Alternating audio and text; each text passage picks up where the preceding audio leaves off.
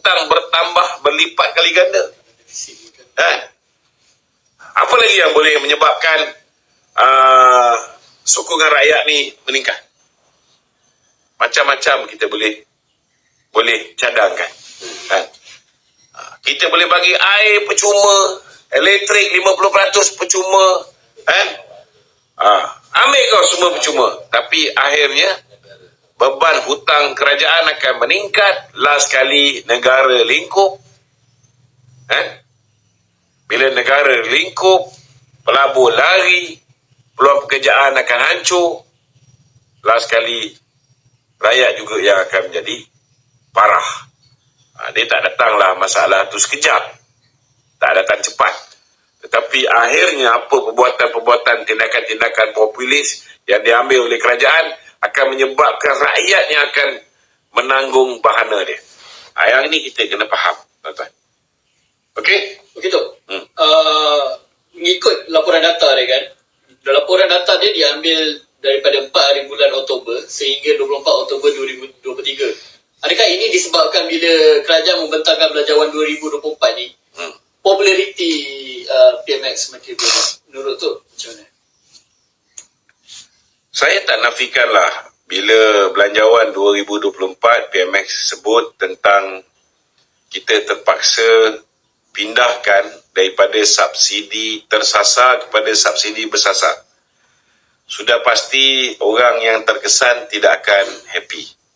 Terutamanya golongan M40 dan the top 20.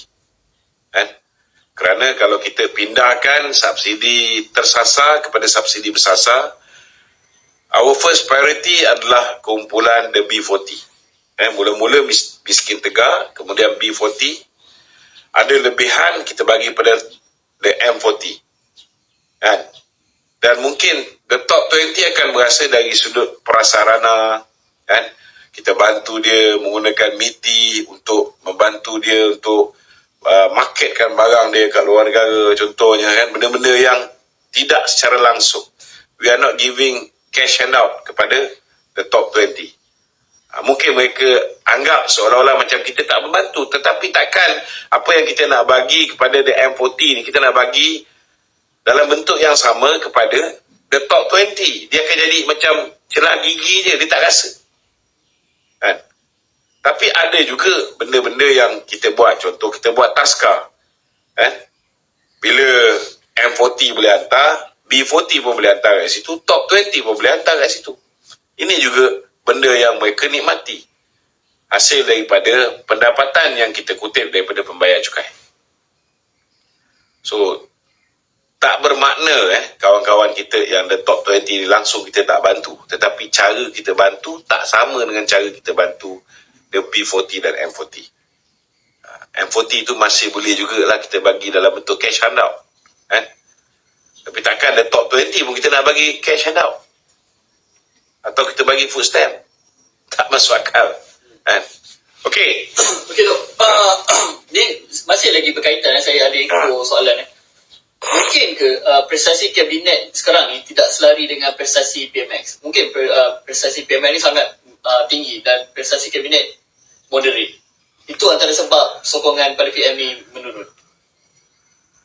Dia tak semestinya keseluruhan kabinet. Kita ni kerajaan ni, kita kena ambil collective responsibility.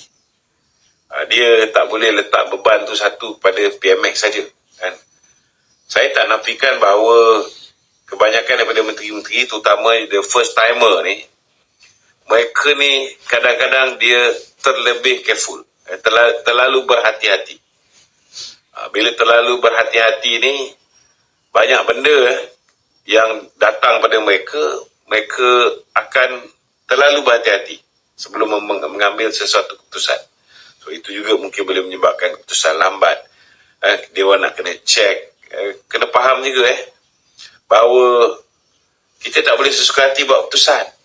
Sebab dulu mungkin bila BM memerintah 61 tahun, kita boleh terus laksana. Ada apa-apa kita terus buat keputusan. Tetapi semenjak zaman Mahathir, orang yang silap buat keputusan ni berhadapan dengan pendakwaan terpilih. Zaman Muhyiddin pun sama juga. Kan? Bila zaman Datuk Seri Anwar, sudah pastilah orang-orang yang berada dalam kerajaan dia akan lebih berhati-hati untuk mengelakkan daripada mereka ni kalau tiba-tiba bertukar kuasa, mereka pula jadi kluster mahkamah. So, bila semua orang terlalu berhati-hati, kita tak nafikan. Memang akan ada sedikit menjejaskan. Tapi saya yakin, insyaAllah, makin lama, makin laju. The pace is getting better. Okay? Ya. Tu pasal menteri ni tu, malam ni kan ada solat hajat ke apa? Ya. Sebenarnya setahun pentadbiran PMX. Ya. Wartawan tanya, betul ke menurut yang dikatakan dalam podcast Kuas Kejap, perombakan kabinet akan berlaku bulan Januari. Tapi PM jawab, baru malam tadi, PM jawab, kenapa perlu Januari, kenapa tak Disember? Betul? PM jawab. Dia macam inilah. Pertama sekali, kau kena tahu yang akan umumkan kabinet reshuffle ni Datuk Seri Anwar ke Khairi Jamaluddin. Macam saya cakap, kan? Saya menjangkakan kalaupun berlaku kabinet reshuffle Disember lah masanya. Kalau tak Disember, kemungkinan besar bulan 3 atau bulan 2. Kan? Kalau misalnya berlaku Disember, mungkin dia buat pengisian tempat kosong. Kan? Atau tambah 1-2 orang. Tapi kalau berlaku selepas Baginda Tuanku Sultan Johor ditabalkan sebagai Yang di-Pertuan Agong, mungkin rombakan kabinet itu secara besar-besaran. Ataupun Datuk Seri Anwar pun, walaupun Baginda Tuanku belum lagi ditabalkan, Datuk Seri Anwar boleh je bila-bila masa pergi ke istana Bukit Sirin berjumpa dengan Baginda Tuanku Sultan Johor. Tak semestinya kena tunggu tuanku ditabalkan baru nak menghadap, nak mendapat restu, nak mendapat nasihat, kan? Tak semestinya. Ini atas kebijaksanaan Perdana Menteri.